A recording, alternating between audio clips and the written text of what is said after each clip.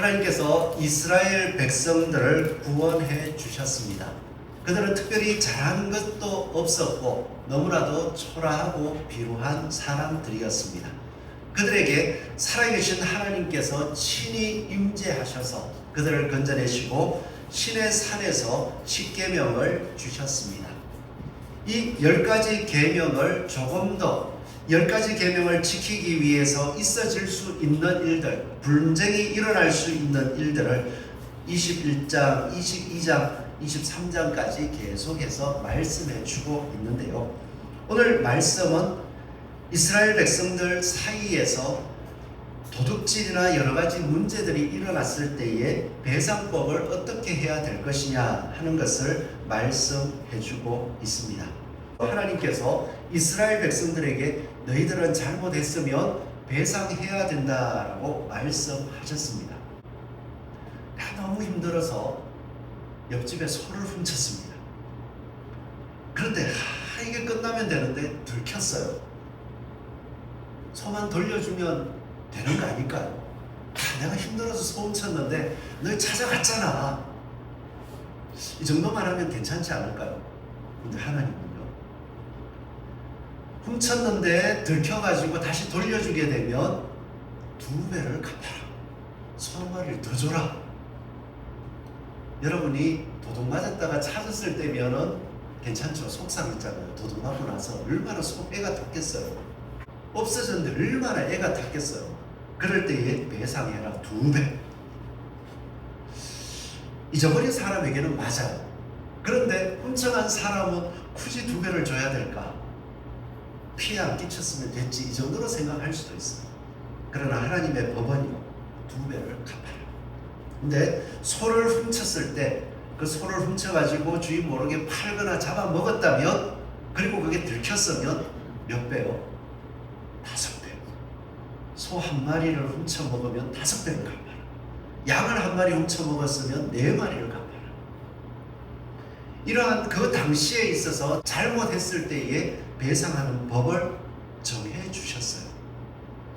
이것은 우리가 그러한 일들을 당했을 때 이럴 수 있나요? 왜 이런 법을 만들었어요? 이거 부당하지 않아요가 아니라 하나님께서 구원하신 백성들, 그러한 잘못에 대하여서 엄격함을 알아야 하고, 또한 그 법이 하나님께서 기뻐하시는 법이라는 것을 인정하고 하나님의 말씀을 수용하고 사는 것이 거룩한 백성이다라고 말씀해 주시는 것입니다. 이런 모든 법들을 살펴보면 오늘 읽은 법들 가운데서도 재밌는 것들이 많아요. 만약에 도둑이 밤에 쳐들어오는 걸 봤습니다. 보면 도둑을 잡아야 돼요? 안 잡아야 돼요? 잡아야겠죠. 소리치고 도둑이야 하고 무서워서 도망치기를 기다리실 거예요. 종종 이제 여자분들 그러시기도 하더라고요. 근데 예전은 같이 가족들이 다 있는 데서 도둑이 왔습니다. 그러면은 남자가, 아버지가 쫓아나가서 아들들도 따라가서 도둑을 잡아가지고 막 반항을 하거나 하면 뭔가 행동을 해야 되잖아요. 그러다가 도둑이 죽었어요. 죄가 있습니까? 없습니까? 요즘으로 치면 그 살인죄죠. 근데 하나님의 법은 밤에 도둑이 들어와서 잡다가 도둑이 죽게 되어도 그것은 죄가 없다. 좀 부당한 것 같기도 해요. 근데 낮에 눈에 보이는데 도둑이 들어와서 죽이면 그것은 죄다. 마음속으로 보면서도 살인을 하는 것은 죄가 되지만, 그것이 잘 보이지 않고 부득이한 상황 속에서 그러한 일들이 일어난 것은 괜찮다라고 이야기를 하더라고요.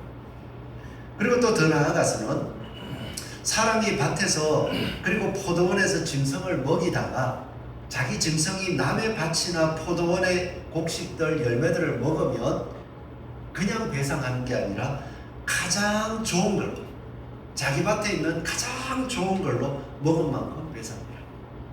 그렇게 이야기를 하고, 불이 났을 때에 그 불을 관리를 못해서 옆에 곡식을 태우면은 그것은 불러온 사람이 반드시 배상해야 된다. 그리고 물건을 맡았을 때에 그것을 도둑 맞았으면 도둑이 잡혔을 때는 갑절로 배상해라.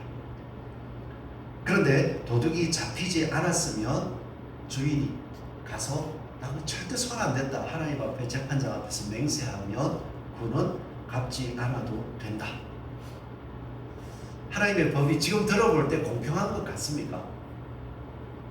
지금 현재 나의 마음을 기준으로 했을 때에 오늘 읽은 말씀이 진짜 그런 일이 일어난다면 공평한 것 같아요. 공의로운 것 같습니까? 우리는 이런 질문들을 한 번씩 던져봐야 됩니다. 하나님께서 이스라엘 백성들에게 공의를 말씀하셨는데 그들에게 주신 법은 지금 내가 생각할 때 공의로운 게 맞는가? 이러한 질문들을 드리는 이유는요, 우리는 예수 그리스도를 만나고 예수 그리스도를 나의 주인으로 삼겠습니다. 그리고 그 주인께서 나에게 말씀하신 그 말씀이 공의의 기준이요 하나님의 뜻임을 깨닫고 그 말씀을 따라 우리 성도로서의 삶을 살아갈 것이요, 세상 안에서도 비록 세상 사람들이 가지는 법이 있을지라도 하나님의 이 예수 그리스도 나의 주인 되시는 그 말씀의 법을 이루기 위하여서 조금 더 수고하고 그것이 공의라고 생각하고 살겠습니다. 이 고백을 하고 있느냐는 거예요.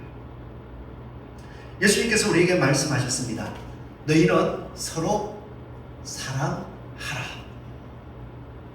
내가 너희들을 사랑한 것 같이 너희도 서로 사랑하라. 예수님이 나를 사랑해서 구원해 주신 것처럼 그 구원을 이루기 위하여서 주님의 사랑을 깨달은 대로 너희도 사랑해라. 그것이 내가 원하는 공의니라. 받은 건 좋으시죠? 구원 받으셨죠? 하나님이 뭘 주시던가요? 구원이라는 것은 죄에서 구원이요, 죽을 생명에서 구원이요, 그리하여서 죄가 씻어진 깨끗한 몸, 영원한 생명을 가지고서 예수님께서 부활하신 것처럼 부활의 몸을 입고 예수 그리스도와 하나님과 온 천만 성도들이 진짜 영광스럽게 살아갈 수 있는 게, 그 삶을 가지는 게 구원이잖아요. 그 구원을 어떻게 이걸 내가 얻을 수 있었을까? 혹시 구원을 다 받으셨다고 하셨잖아요.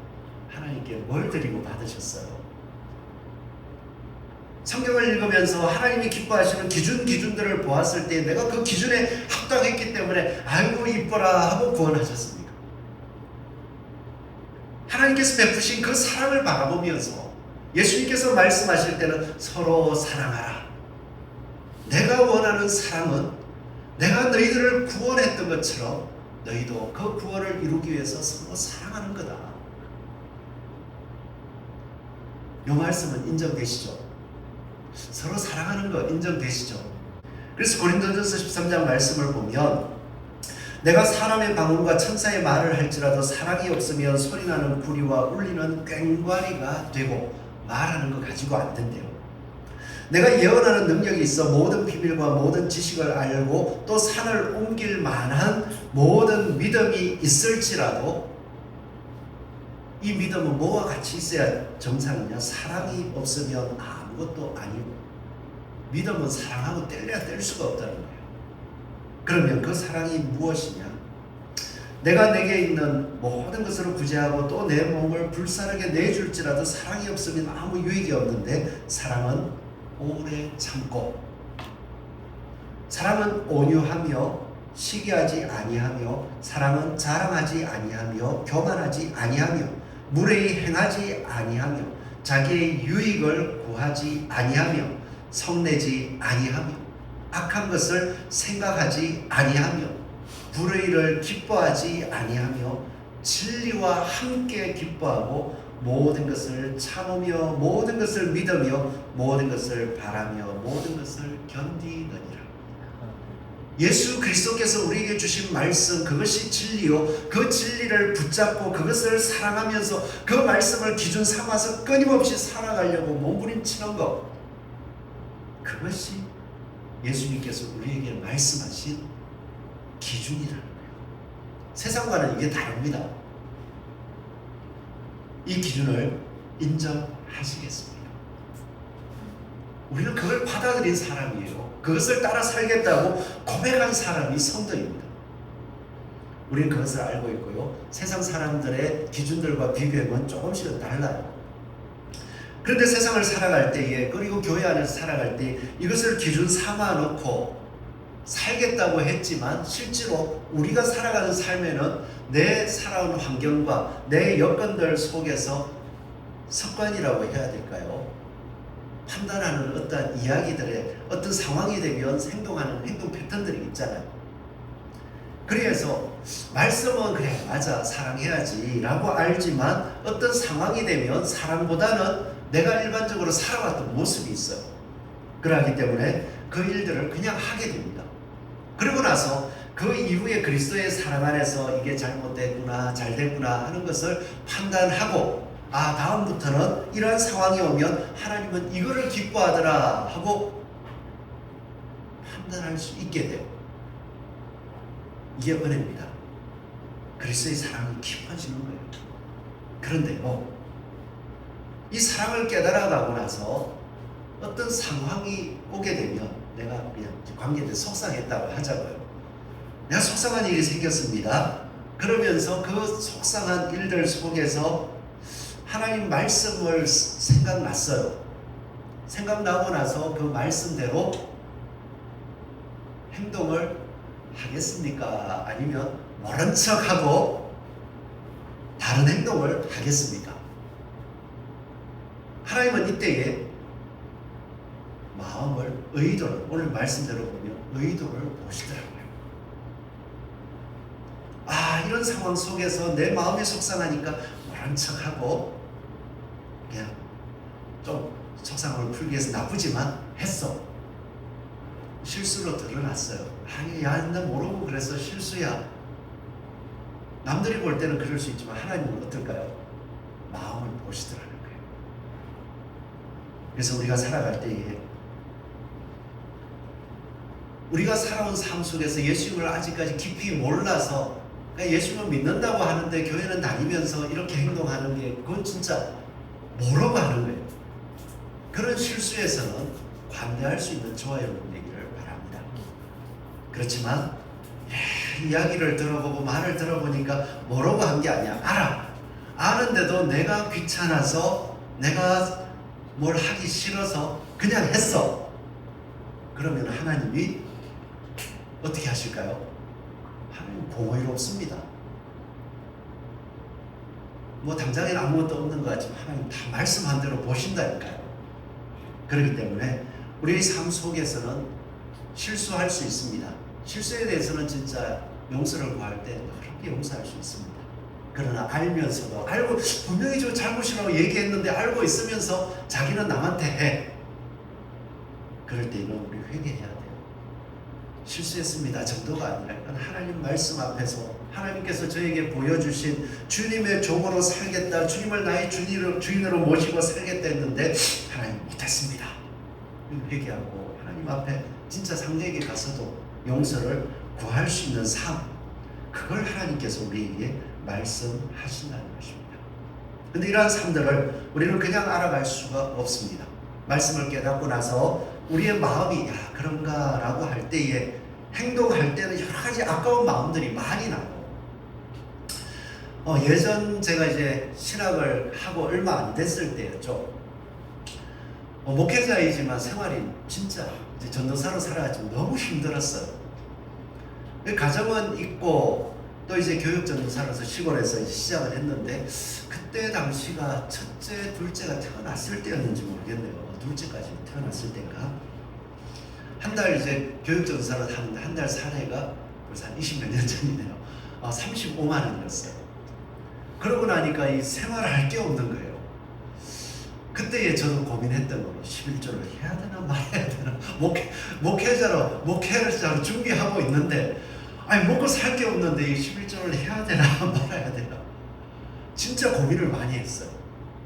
그러다가 그래도 하나님 은혜를 주시니까 어떤 생각을 했냐 하면 이거 11조 35만 원에 11조 3만 5천 원 내가 먹나 하나님께 드리나 이거 아무것도 아닌 것 같아. 없다고 먹어봐야 뭐 배부른 줄도 모르고 그거 하나님께 드렸다고 해서 뭐 크게 그 한 것도 없고 그냥 말씀대로 내가 또 목회를 준비하는데 드리자. 드렸는데 잘 살아왔습니다. 이 훈련이더라고요. 그 다음부터는 어떤 일이 있을 때 하나님께서 말씀하신 것을 지킬 때에 생각하면 아까운 것 같고 손해 나는 것 같고 더 나를 위해 쓰면 더 많은 걸 할 수 있을 것 같고 그런 생각들이 나요. 그런데 하나님 말씀이 마음으로 인정이 딱 되고 나면 그 다음부터 훈련하십시오. 이거 말씀은 맞는 것 같은데 이거 하려면 손해가 나는 것 같고 이거 하면은 내가 앞으로 참 뭔가 덕이 안 될 것 같고 막 그런 생각이 나요. 무조건 잘못됐다는 게 아닙니다. 안 했으니까 죄라는 것이 아닙니다. 훈련하십시오. 그때는 모르는 상황이잖아요. 이제 다 알고 나서 하나님이 말씀하신 거 맞구나. 내가 하나님 말씀대로 해야 되고 해보니까 간증하듯이 하나님이 이렇게 했더니 이렇게 하시고 이거 기뻐하시더라. 다 알고 있는데도 안 하면 어떻게 해요? 하나님 그거 보신다니까. 그래서 아는 것은 행하시되 알아가고 있는 것에서는 훈련을 해야 됩니다. 그래서 예수님께서도 겟세마네 동산에서 그렇게 기도하셨어요. 이제 영원한 부활의 삶을 자신을 따르는 사람들에게 주시기 위하여 십자가의 고난이 앞에 있었습니다. 기도하러 가셨어요. 기도하면서 자기 제자들, 특별히 아끼는 제자들을 데려가서 내가 저기 기도할 동안에 너희들 좀 끼어서 기도해. 예수님이 간절히 기도합니다. 아버지, 하실만 하거든. 이 십자가 형벌을 당하는 이 저주에서 벗어나게 해주십시오. 간절히 기도하고 그 선생님 된 예수님의 마음을 제자들이 알까 싶어서 탁 가봤더니 쿨쿨해 자고 있고 또 가서 그들은 자고 있을지라도 지금 하나님께서 말씀하신 그 생명을 주는 길을 가야 되니까 그래도 아버지 좀 피할 수 있거든. 좀 피하게 해주십시오. 3번이나 하다. 그러나 아버지의 뜻이었다. 뜻대로 이루어 주시옵소서. 딱 기도하고 갔어요. 근데 제자들은 여전히 잠을 자고. 그래서 예수님께서 그들에게 말씀하시기를 시험에 들지 않게 깨어 기도하라. 마음에는 원이로되 육신이 약하도다. 마음으로는 부활을 소망하고 하나님의 말씀을 따르는 게 맞는 것 같은데 그 훈련이 안 되니까 매번 훈련의 기회를 주셨는데 매번 넘어지니까 그 부활의 영광을 바라보지 못하고 맛보지 못하고 계속 주저 훈련하셔야 됩니다. 사도 바울도 이렇게 이야기하더라고요. 고린도전서 9장 27절을 보면 내가 내 몸을 쳐서 복종하게 함은 바울이 내 몸을 왜 칩니까? 성경 말씀을 볼 때에 바울 서신들을 읽어보면 너무나도 주옥 같고 믿음의 모습을 너무나도 잘 알고 있어요. 그리고 그리스도의 복음을 전거하기 위해서 얼마나 헌신했는지 따라갈 수가 없습니다. 그런데 그 삶을 살았던 바울이 우리가 볼 때 따라갈 수 없는 것과 같은 모습을 보여주기 위해서 주님의 뜻을 따라 내 몸을 쳐서 복종하게 하는 것. 그 이유도 이해가 안 될 수 있어요. 내가 남에게 전파한 후에 자신이 도리어 버림을 당할까 두려워함이라. 예수의 말씀은 이거예요 해놓고는 내가 그 삶을 못 살아감으로써 하나님을 부인하게 되고 또 하나님의 구원의 자리를 떠나게 될까 두려워서. 여러분 지금 훈련하십시오. 누가복음 12장 47절은 주인의 뜻을 알고도 준비하지 아니하고 그 뜻대로 행하지 아니한 종은 어떻게 합니까? 많이 받는데요. 야고보서 3장 1절은 내 형제들아 너희는 선생된 우리가 더 큰 심판을 받을 줄 알고 선생이 많이 되지 말라. 근데 우리는 어떻습니까? 이미 예수 그리스도를 믿으면서 세상에 빛이 되었는데 나 믿어 안 되겠습니다 할 수가 없어요. 훈련하십시오. 이거는 모두가 늘 훈련해야 됩니다. 좋은 모습은 끝까지 이루어 가십시오.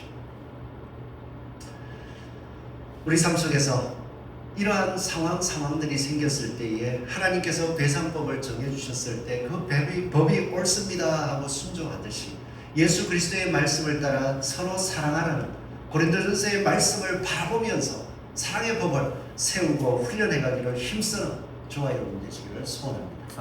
안 되실 때 기도하십시오. 누구를 보내주셨습니까? 보혜사 성령님을 보내주셨다. 보혜사 성령님은 우리를 도우시는 분입니다. 누구의 뜻을 이루기 위해서? 하나님의 뜻을 내가 이루어가기 위해서 말씀을 깨닫게 해주시고 상황 속에서 야 진짜 하나님의 뜻이 이렇게 이루어지는구나 보게 하시고 오늘 우리 삶 속에서 하나님이 역사하지 않으시는 것 같습니까? 말씀, 배상법이면 배상법, 예수 그리스도의 말씀을 기준 삼고 기도하십시오. 하나님은 살아 계십니다. 하나님께서 우리에게 주신 것, 마음의 의도를 살피십니다. 우리는 예수 그리스도를 주인 삼고 그 의도를 따라서 온전히 우리의 육신을 주님이 주신 마음을 가지고서 육신을 훈련하는 예수 그리스도의 뜻을 하나님의 거룩한 백성으로 살아갈 수 있는 저와 여러분이 되기를 축원합니다. 기도하겠습니다.